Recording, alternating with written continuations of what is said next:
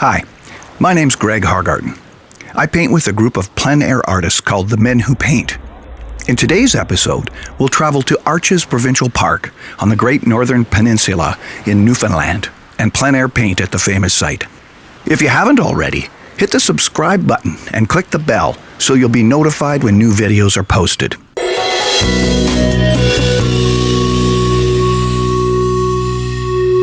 Today, we're in Canada, in the province of Newfoundland. 700 kilometers northwest of St. John's, in Rocky Harbor. It's our second day here, and although yesterday was great, the weather has turned. The rain and wind have made it impossible to paint outside. After a frustrating morning, we realized it was fruitless. The amazing staff at the Ocean View Hotel has allowed us to set up in a meeting room and touch up our works from yesterday. We have an exhibition in St. John's at Peter Lewis's gallery in little over a week, so it's crucial we stay on top of finishing the pieces. Plein air paintings always benefit from a little studio love. It's late afternoon, and our host and guide Paul Joy noticed some clear weather just north of us on the radar. Paul, who grew up on the Rock, knows the area well. He suggested we travel to Arches Provincial Park, about 30 minutes away. We had hoped to be traveling the other direction into the famous Grossmoor National Park, but it's still raining there. And Paul has assured us that this is a spectacular attraction as well. We're traveling up the Viking Trail on the Great Northern Peninsula. This highway joins Grossmoor National Park with the L'Anse aux Meadows National Historic Site. It was here that 1,000 years ago, 500 years before Columbus, that Greenlanders and Icelanders, led by Leif Erikson, founded the first European settlement in North America. It's now a UNESCO World Heritage Site. We're passing the north side of the Long Range Mountains. Those are the Long Range Mountains, so you got to climb over those to get to that other side of the peninsula, and that's why there's not a lot of fishing going on over there. Or not a lot of communities anyway.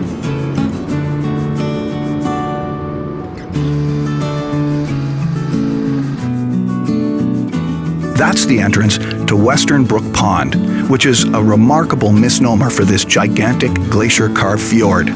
Its sides are 2,000 feet high. You can only explore the fjord as part of a boat tour. It looks like the weather might cooperate for the late afternoon and evening. Between the small communities of Parson Pond and Portland Creek, we reach our destination, Arches Provincial Park. From the parking lot just off the highway, we are presented with a beautiful, dense Tuckamore forest.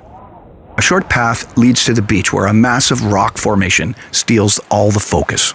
It's a testament to the island's geological history. The arches are the park's centerpiece and were formed through the process of coastal erosion. These arches are remnants of an ancient sea cave that has gradually been worn away by the relentless action of the waves. The limestone itself dates back around 485 million years, when the area was submerged under a shallow sea. Kind of hard, to not look at it until you're seeing. After a short exploration of the area, decisions need to be made about how to capture this with an interesting composition and where to set up. All of us have decided to set up at one end of the rock face.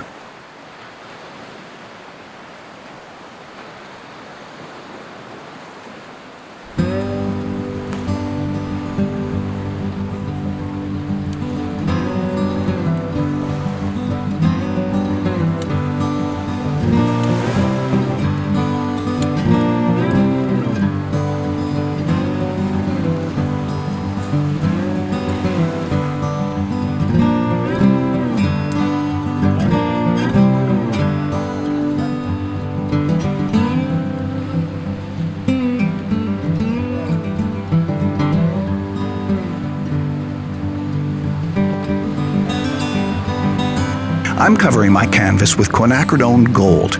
I generally like to have a colored or tinted ground under the painting, so none of the white canvas will poke through.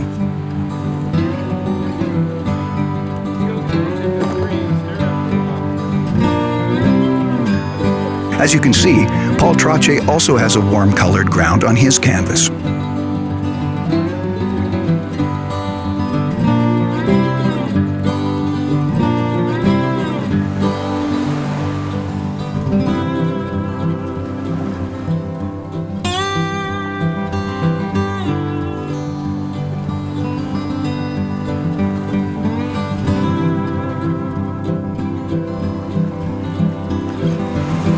First things first, it's always great to map out your composition before you start.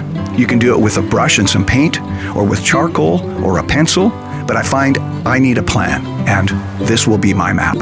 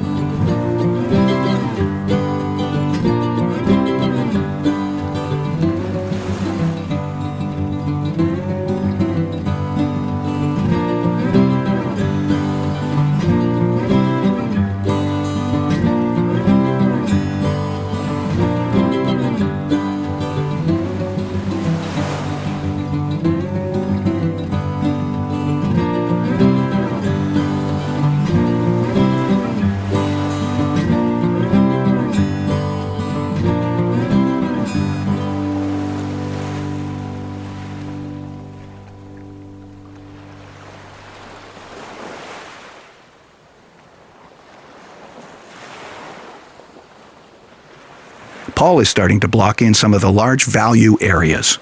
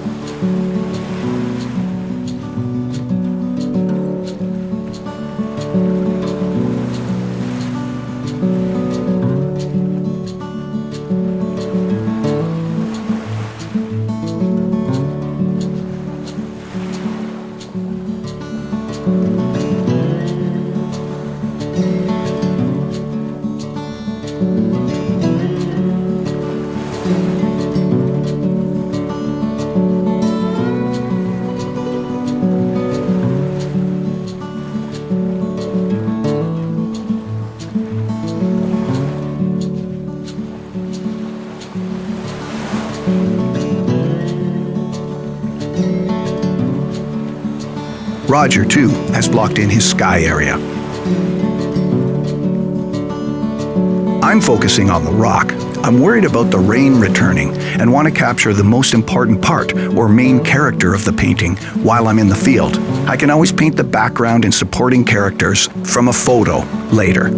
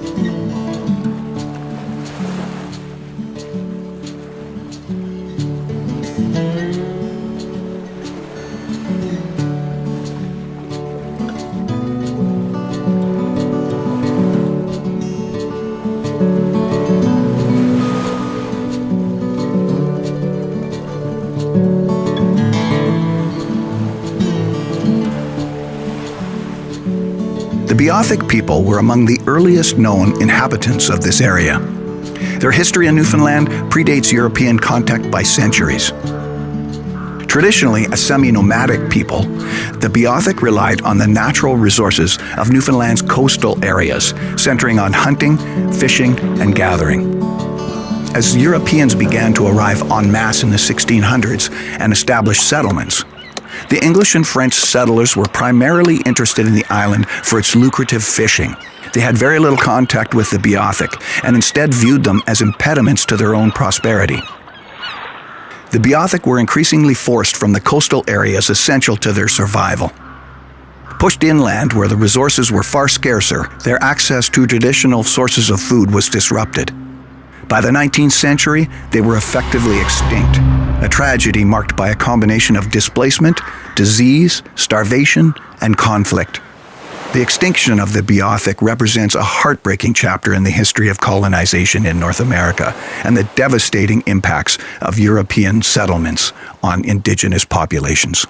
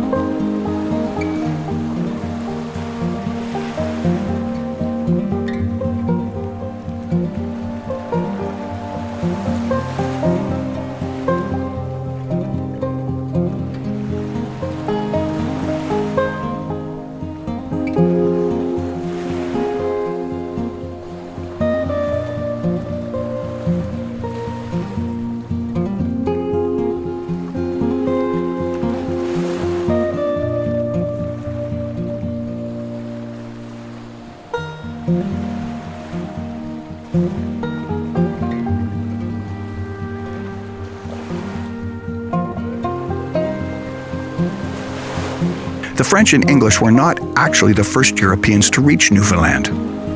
The Norse, or Vikings, from Norway, Denmark, and Sweden were well known for their long-distance voyages. By the 10th century, they had already reached Iceland and Greenland, establishing settlements there. According to the Icelandic sagas, particularly the saga of the Greenlanders and the saga of Eric the Red, Norse explorers led by Leif Erikson ventured west from Greenland and found a land they called Vinland. Historians believe that Vinland was located at the tip of Newfoundland's Great Northern Peninsula at L'Anse aux Meadows, just 300 kilometers north from where we are today. Excavations of the site in the 1960s, led by archaeologists Anne Stein and Helga Ingstead, revealed 8 buildings, including a longhouse, workshops, and storage facilities. These structures were similar to those found in Norse Greenland and Iceland, confirming the settlement's origins. Artifacts found at the site, such as iron nails, a bronze pin, and a stone oil lamp, indicate the presence of metalworking and European-style tools, both of which were not indigenous to the area. This means the Norse were not only the first Europeans to reach Newfoundland, but possibly the first Europeans in North America.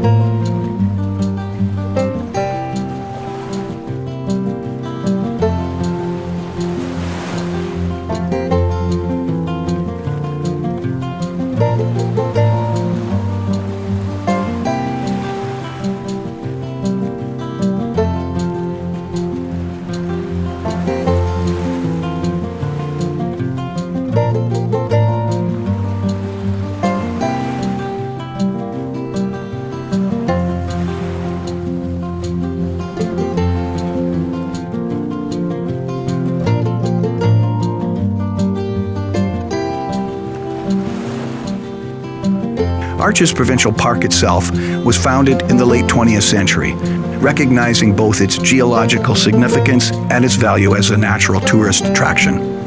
The park is a broader network of protected areas aimed at preserving Newfoundland and Labrador's unique natural heritage. It's not only a window into the Earth's distant past, but also a symbol of the enduring and ever-changing natural beauty of Newfoundland.